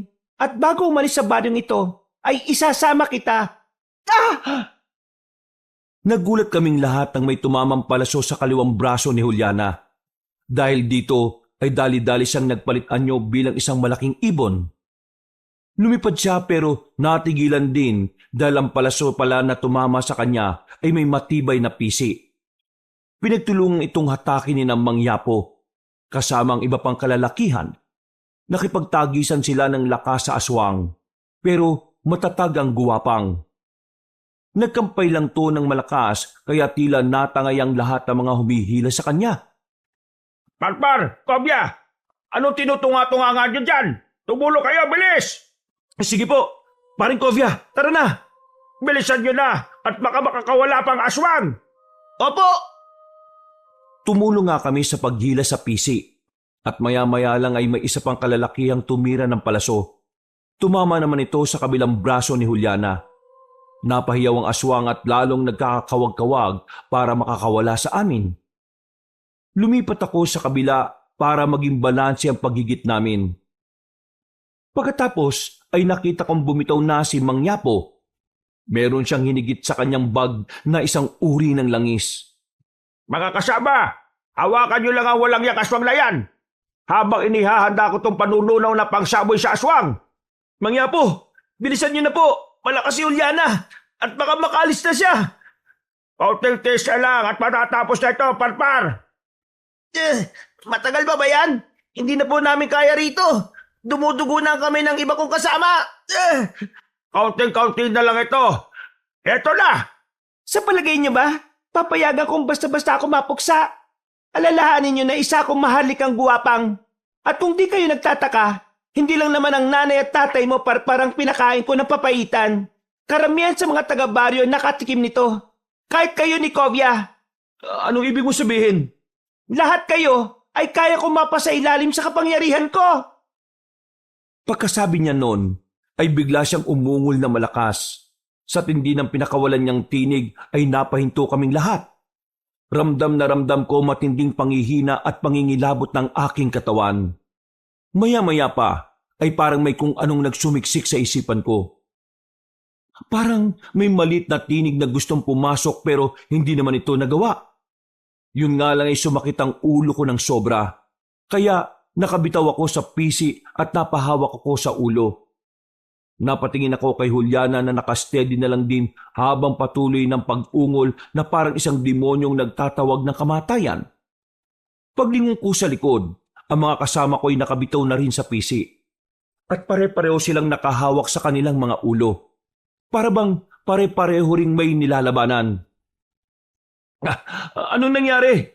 Kovya, bakit ka umawak sa ulo mo? Parang may bumubulong sa akin, pre. Parang may naguutos. Ha? Naguutos?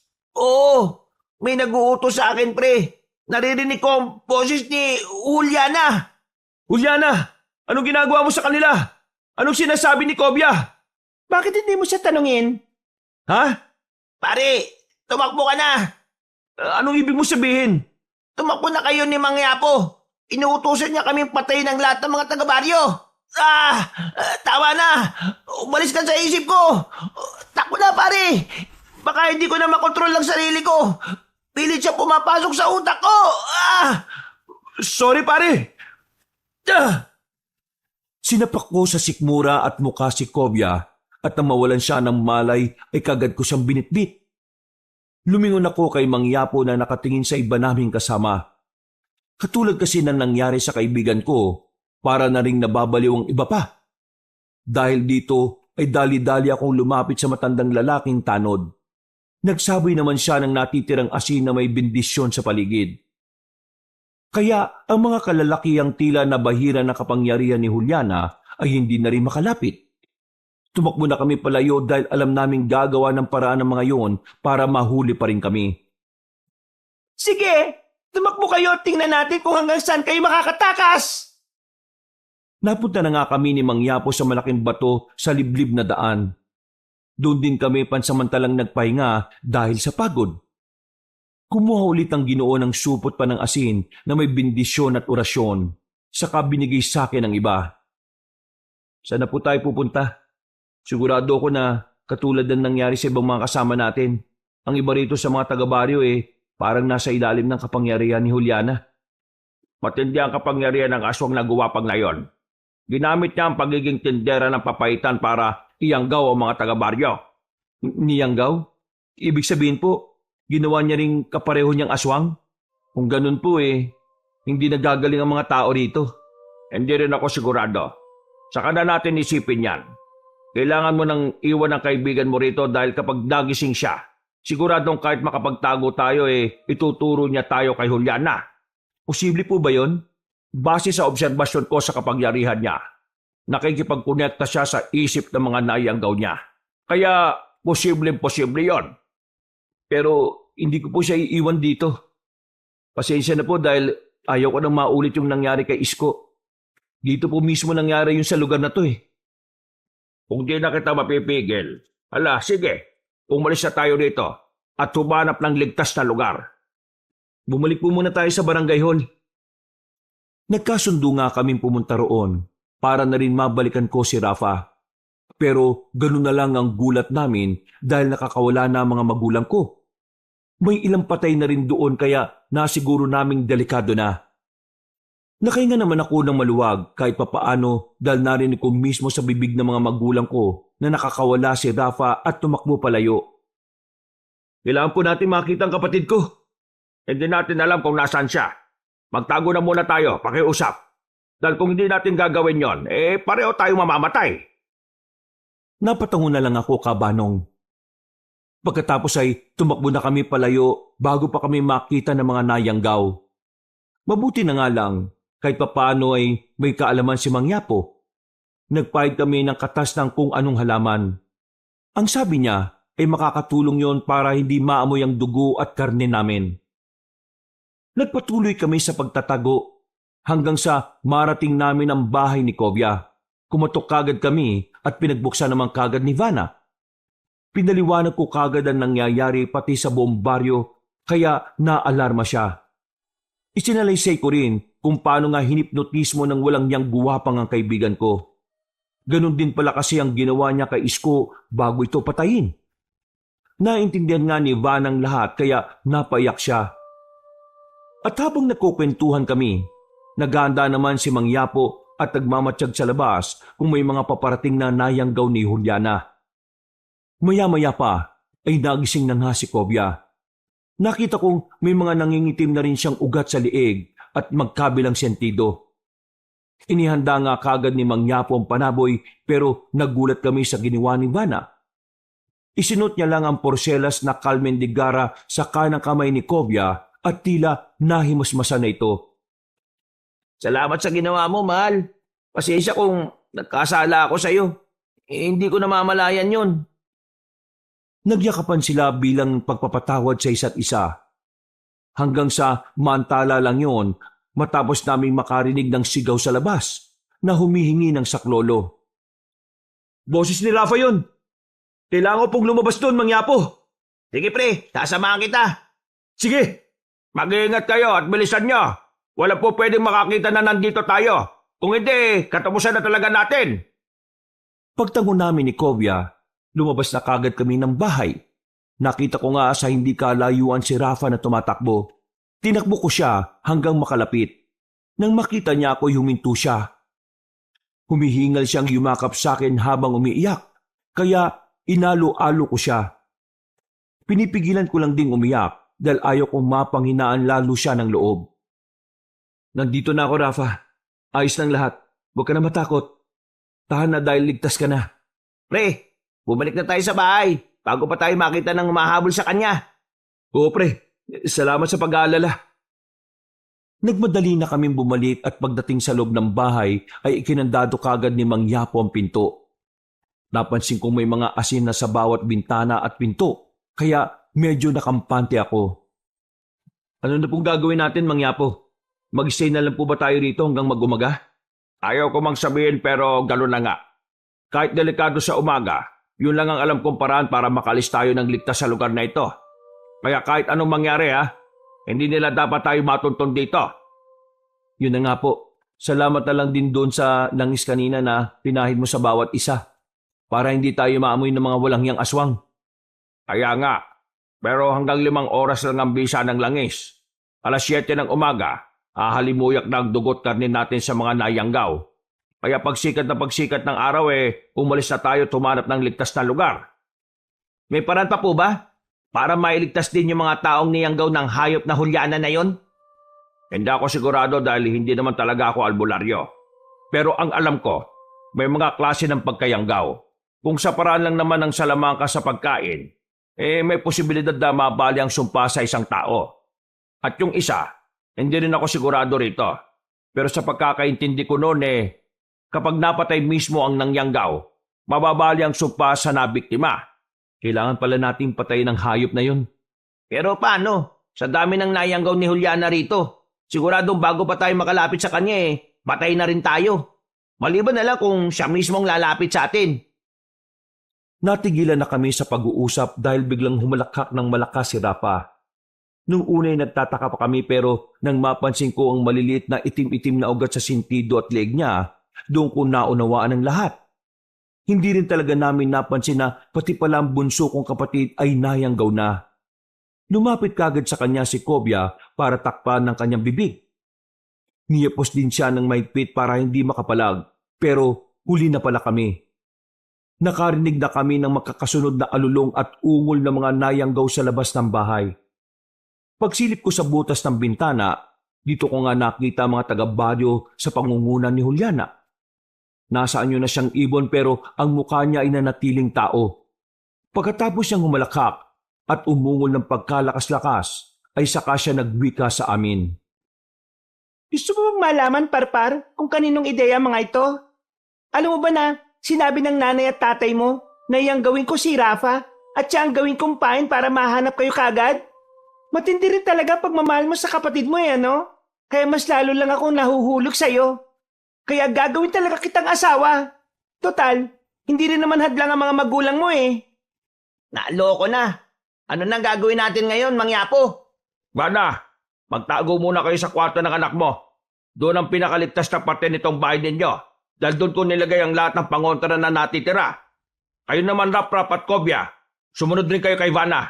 Iwan nyo na sa akin si Rafa. Anong gagawin nyo? Kailangan may maiwan dito bago sumikat ang araw. Ang mga bagong yanggaw, hindi sila sanay sa araw. Siguradong magtatago mga yan kapag sumikat ang araw. Gagawin ko ang lahat na makakaya ko para hindi sila makapasok sa kwarto hanggang mag-umaga. Pero marami po sila. Hindi nyo po sila kakayanin, Mang Yapo. Mamamatay kayo. Matanda na naman ako eh. Sige na! Huwag na tayo magtalo dahil pare-pareho tayo mamamatay dito kapag hindi nyo sinunod yung sinabi ko. Napabuntong hininga na lamang kami ni Kobya habang tinatali ng mahigpit si Rafa. Sinuntok ko rin sa sikmura ang kapatid ko hanggang sa mawalan siya ng malay. Pagkalaon ay nirequest ko na dalhin na rin siya at itago sa silid kasama namin. Wala namang umalma kaya pumasok na kami sa kwarto at naiwan na si Mang Yapo sa sala.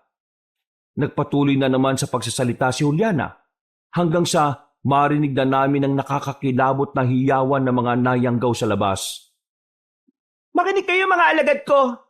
Patayin niyo ang lahat ng nasa loob ng bahay na yan. Maliban sa pinakamamahal kong si Parpar. Siguraduhin niyong hindi siya masasaktan dahil bibigyan niya pa ako ng maraming anak na magiging mga bagong henerasyon ng maharlikang guwapang. Nakita ko ang takot sa mukha ni Kobya at Vana, kaya hinawakan ko sila pareho sa kamay at niyakap pagkatapos. Hindi ako nagpakita ng takot kahit ang totoo ay nanginginig na ang kalamnan ko sa tindi ng pagkasindak. Magiging ayos din ang lahat, katulad ng sinabi ni Mang Yapo. Makakatakas tayo sa baryo at makakahingi ng tulong. Kung nandito lang sana si Lolo Tokne mo, hindi mangyayari sa atin to, mahal. Natigilan na kami dahil nagsimula na ang kalabugan sa labas. Katakataka lang din dahil ang silid namin ay parang wala talagang nagtatangkang pumasok. Katulad ng sinabi ni Mang Yapo, marami siyang nilagay na pangontra para masiguro talaga na hindi kami mapapasok ng mga nayanggaw ni Juliana. Lumakas ang ingay at dinig na dinig namin na matinding pagsigaw ni Mang Yapo. Alam naming lumalaban siya na matindi sa mga aswang sa labas. Ibinibigay niya ang lahat ng makakaya niya pero sa bandang huli ay narinig namin ang sigaw niya ng pagmamakaawa na parang hirap na hirap. Maya-maya pa may tila malakas na pagsabog kaming narinig. Nagyiyawan ng mga aswang at tila nagpulasan. Narinig ko na rin bigla na parang nagmamakaawa si Juliana. Tatayo pa lang ako nang sabihin ni Vana na narinig niya ang boses ni Lolo Tokne. Nakumpirma din namin yon dahil nakarinig kami ng malakas na mura. Mahilig kasing magmura ang matandang lalaki. At nang malaman namin to, ay nabuhayan kami. Unang lumabas ng silid si Kobya. Sumunod na ako at nakita nga kagad namin si Lolo Tokne. Nakaalalay siya kay Mang Yapo. Sabi ko naman sa inyo na huwag kayong lalabas eh. Ano po nangyayari? Tingnan nyo yung mga guwapang. Pagtingin namin sa sirang bintana, nakita ko nga si Juliana. Butay-kutay ang kanyang mga pakpak at puno na siya ng sugat sa katawan. Gumagapang siya sa lupa palayo sa amin. Nawala na rin ang iba pang nayanggaw na parang nagpulasa na. Ano pong ginawa nyo? Si Tokne, katulad pa rin ng dati. Wala pa rin kupas. Mahusay pa rin at parang hindi tumatanda. Ngumiti lang ang matandang lalaking albularyo at dahan-dahang lumapit sa nangihinang aswang. Ang itim nitong dugo ay kumalat na sa lupa. Umalingasong ang pamilyar na amoy na yon kaya napasinghap ako. Lumapit ako at sumunod kay Lolo Tokne hanggang sa mapatingin sa akin si Juliana. Pakiusap, Parpar. Gusto ko lang naman magtinda ng papaitan eh. Tindera ka nga pala ng papaitan, no? Pero niyanggaw mo mga magulang at kapatid ko, pati ang mga taga-baryo. Walang kapatawaran yon, Juliana. Dahil niyanggaw mo silang lahat. Pakiusap. Huwag niyo akong patayin. Hindi na ako uulit. Magpapakalayo-layo na ako. Huwag niyo lang akong patayin. Hindi naman talaga ako pumapatay ng tao eh. Pero hindi ka nga pala tao. At dahil hindi naman ako pumapatay ng katulad mo, si Lolo Tokne na ang bahala sa'yo. Nang mapatingin siya sa matandang lalaki, inanlaki ang mga mata niya. Pinilit niyang makalayo pero huli na. Inabot na kasi ni Mang Yapo ang kakaibang langis at walang kaabog-abog na binuo sa mukha ng aswang. pinagmasdan ko lang sila. Bago pa makasigaw si Juliana, ay nalusaw na ang kanyang mukha. Sunod ang katawan at ang kabuuan. Pagkatapos nito, ay nawala na nga ng bisa ang pakayanggaw ng mga taga-baryo. Pagkatapos ng nangyaring yon, walang maalala ang lahat. Maliban sa amin. Nag-uusap-usap na lang kami na wag nang sabihin ang nangyari hanggang sa ngayon.